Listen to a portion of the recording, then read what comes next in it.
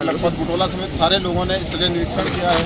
अभी हमारे साथ मौजूद है। आपदा का निरीक्षण किया सर आपने, कितना नुकसान हुआ है?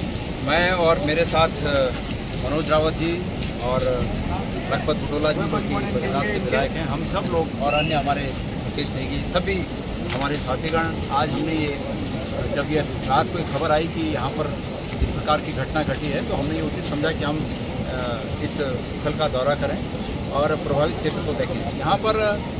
यहाँ से लेके मतलब अभी हम जो है सोनप्रयाग में खड़े हैं और सोनप्रयाग से लेकर और केदारनाथ तक कुल 9 जगहों पर रोड पूरी तरह से बाधित है। करीब 2500 लोग गौरीकुंड में होने की बात बताई जा रही है टीआरएफ के द्वारा कि 2500 लोग वहाँ हैं।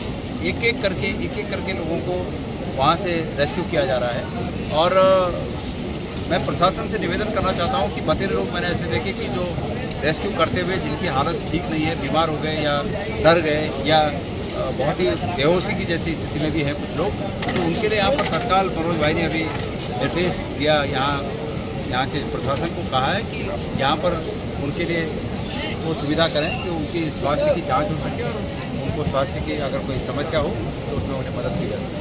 सरकार प्रशासन की तरफ से कुछ व्यवस्था है? अभी तक एनडीआरएफ यहाँ पर चूँकि पहले से मौजूद थी तो ये अच्छी बात है कि एनडीआरएफ ने उन लोगों को जो कि फंसे हुए थे उनको मदद की है, रेस्क्यू करने में मदद की है।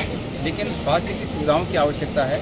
यहाँ कुछ लोग बता रहे हैं कि हमारे सामने 2 लोग बह गए, कुछ खच्चर बह गए, तो उन लोगों को आइडेंटिटी उनकी पता करनी चाहिए कि वो कौन लोग थे, उनके साथी लोग और कहाँ हैं। मैंने पूछा उनसे कि जब आप लोगों ने देखा कि वो बह रहे हैं तो उनके साथ के और लोग कहाँ हैं, तो बता रहे हैं कि रात की बात है, सब तितर-बितर हो गए, सब अपनी अपनी जान बचाने के लिए इधर उधर भागे हैं। तो प्रशासन को इस बारे में भी पूरी छानबीन करनी चाहिए कि कौन लोग थे, क्या थे। यहाँ सोनप्रयाग में कई दुकानें जो टिन की बनी हुई थी नीचे टेम्पररी यात्रा के सीजन में जो लोग अपना काम धाम करते थे वो सब बह गए। प्रशासन के लोग भी हमें बता रहे थे, एनडीआरएफ के लोग भी बता रहे थे कि काफ़ी दुकानें यहाँ पर बही हैं और यहाँ से कुल मिलाकर 9 जगहों पर इसी प्रकार की स्थिति है। गौरीकुंड केदारनाथ जो पैदल मार्ग है, क्या वहाँ पर भी यात्री फंसे हैं? उनको सरकार की तरफ से जगह जगह जो 9 जगह हैं वो 9 जगहों पर यात्री फंसे हैं। और मैं प्रशासन से ये मांग करता हूँ कि उन 9 जगहों पर तात्कालिक रूप में चाहे हेलीकॉप्टर से अपने लोगों को ड्रॉप करना पड़े, उन लोगों की मदद के लिए वहाँ लोगों को अपने एनडीआरएफ या एसडीआरएफ के लोगों को वहाँ ड्रॉप करें।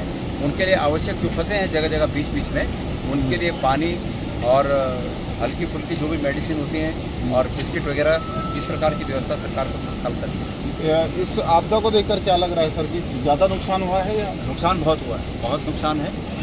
ये गनीमत है, ये अच्छी बात है कि जान का उतना नुकसान नहीं हुआ, लेकिन जहाँ तक संपत्ति का है, संपत्ति का बहुत नुकसान हुआ।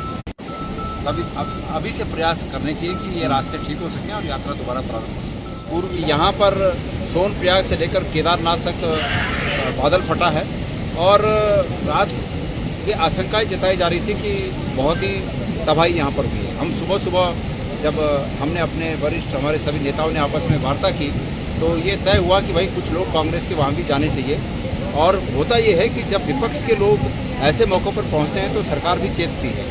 आप जानते हैं कि इस मौके पर जब सुबह से हम लोग आए, कोई शासन प्रशासन का व्यक्ति सिवाय एनडीआरएफ के कोई नहीं मौजूद था। पर चूँकि हम लोग सब आए, हमारे नेता प्रतिपक्ष यशपाल आर्य जी, यहाँ पर स्थानीय हमारे पूर्व विधायक मनोज रावत जी, प्रदीप जी, मैं स्वयं, हम लोग जब यहाँ पहुँचे तो उसके बाद सरकार भी चेती और मैंने सुना कि मुख्यमंत्री जी भी इस क्षेत्र के दौरे पर आए। अच्छी बात है। हमें प्रत्यक्षदर्शियों ने ये बात कही कि सैकड़ों लोग लापता हैं। अभी एक वृद्धजन यहाँ पर रोते हुए कह रहे थे कि मेरे सामने सैकड़ों लोग बने। अभी हम लोग सब लोग वहाँ सामने जो मेन स्पॉट है जहाँ पर से रोड टूटी हुई है, वहाँ पर से हमने अपनी आंखों से एक मानव शरीर और एक खच्चर साथ में बहते हुए देखे। अभी एक बॉडी कुछ देर पहले, करीब 2 घंटे पहले, कालीमठ में पुलिस द्वारा रिकवर की गई। तो इस पर ध्यान देने की बात है कि कितने लोग लापता हैं और जिस प्रकार से जो भयानक मंजर यहाँ पर देखने को मिल रहा है तो उससे लगता है कि स्थिति बहुत कल रात को खराब थी। बात राजनीतिक नहीं है, बात यह है कि तात्कालिक रूप में कम से कम 2-3 एम्बुलेंस यहाँ पर लग जानी चाहिए थी कि जिन लोगों को एनडीआरएफ ऊपर से रेस्क्यू करके नीचे ला रहा है उन्हें तात्कालिक रूप में कुछ राहत दी जा सके, उनके स्वास्थ्य का परीक्षण हो सके। हमारे सामने एक व्यक्ति को वहाँ से उठाकर गाड़ी में ले जाना पड़ा तो उसका अचानक स्वास्थ्य खराब हो गया। ये स्वास्थ्य की व्यवस्था सरकार को यहाँ पर करनी चाहिए।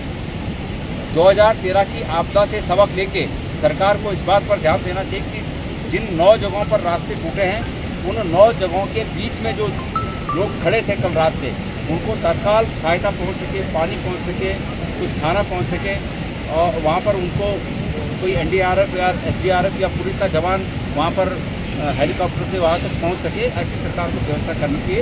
ये अतीत में जो आपदाएं हुई, उससे सीख लेते हुए काम करनी चाहिए।